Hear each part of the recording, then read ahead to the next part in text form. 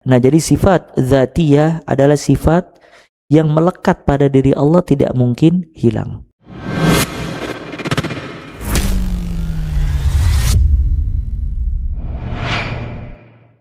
Kalau seandainya seorang hamba dia kepepet, memiliki kesulitan, terus dia mengenal dua orang. Orang yang pertama memiliki harta yang banyak, suka membantu, tapi mulutnya kasar. Ya, biasanya suka memarahi, atau mungkin karakternya diangkat-angkat terlebih dahulu. Kalau udah diangkat, baru dia keluar duitnya dan yang lainnya.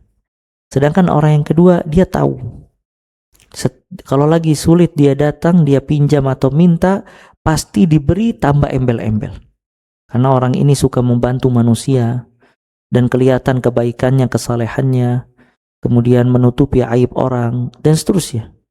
Maka kira-kira dia datang ke orang yang mana? Yang pertama apa kedua?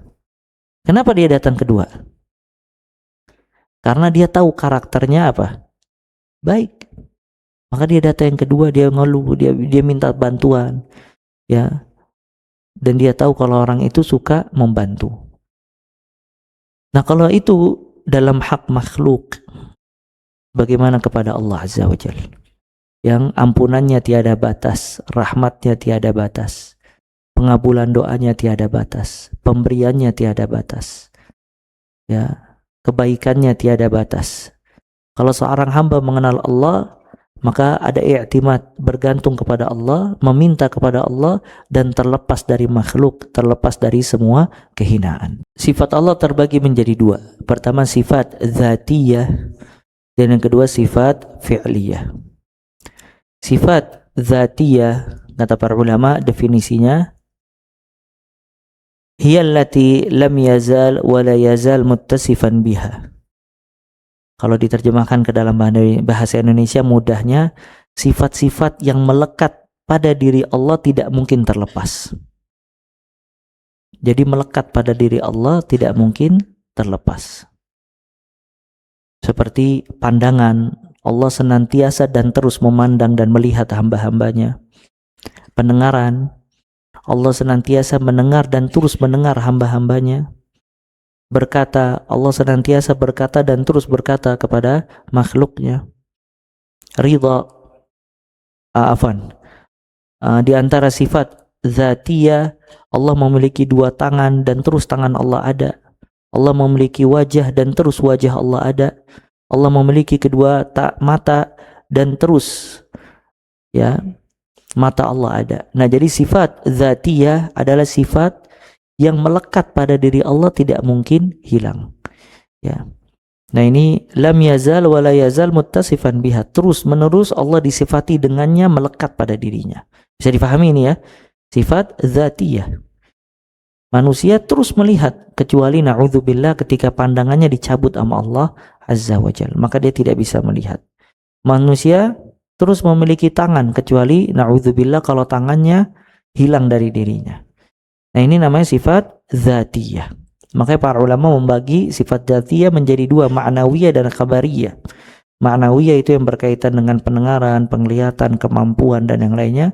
Sedangkan khabariyah itu berkaitan dengan tangan, wajah, mata dan seterusnya. Al-muhim, sifat dzatiyah apa tadi? Yang melekat pada Allah Azza wa Jalla. Sedangkan sifat fi'liyah itu adalah yang berkaitan dengan kehendak Allah Azza wa Jalla. Kalau Allah berkehendak, Allah perbuat. Kalau Allah berkehendak, Allah tidak berbuat. Itu namanya sifat fi'liyah, muta'alliqah bimasyiatillah. Dia berkaitan dengan kehendak Allah Azza wa Jalla. Kalau Allah berkehendak, Allah lakukan. Kalau Allah berkehendak, Allah tidak melakukannya. Seperti ridha. Kalau Allah berkehendak, Allah ridai.